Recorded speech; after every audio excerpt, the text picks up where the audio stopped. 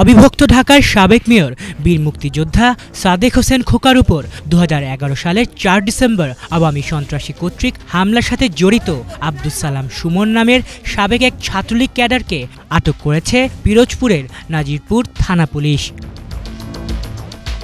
শুক্রবার দুপুরে তাকে উপজেলার বৈঠাকাটা বাজার থেকে স্থানীয়রা আটক করে থানা পুলিশে সোপর্দ করেন। আটককৃত আব্দুস সালাম সুমন বরিশাল জেলার বানারীপাড়া উপজেলার বিশারকান্দি গ্রামের আব্দুল মজিদ সরকারের ছেলে। তিনি বর্তমানে ঢাকার জগন্নাথ বিশ্ববিদ্যালয়ের সেকশন অফিসার পদে চাকরি করছেন।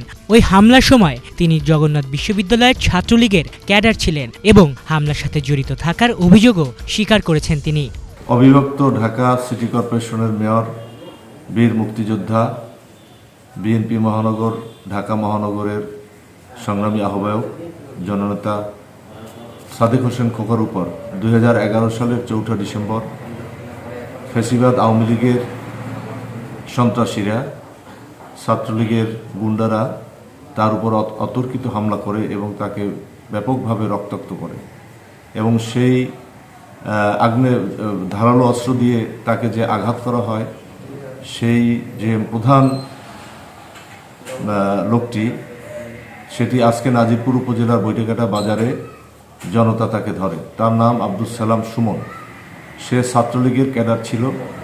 আজকে জনতা তাকে চিহ্নিত করে ধরার পরে আমাদেরকে জানানো হয়।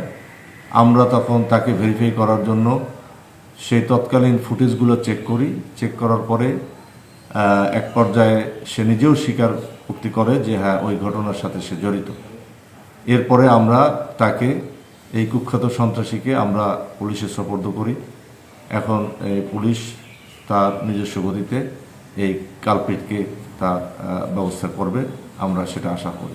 আব্দুস সালাম সুমন নামীয় ব্যক্তিকে বৈঠাকাটা বাজার থেকে পুলিশ হেফাজতে নেওয়া হয়। স্থানীয় জনগণ তার বিরুদ্ধে নাশকতা সহ একাধিক অভিযোগ করেছে। বিষয়গুলো আমরা তদন্ত করে দেখছি, সেই অনুযায়ী পরবর্তী আইনগত ব্যবস্থা গ্রহণ করা হবে। Bangla vision news desk.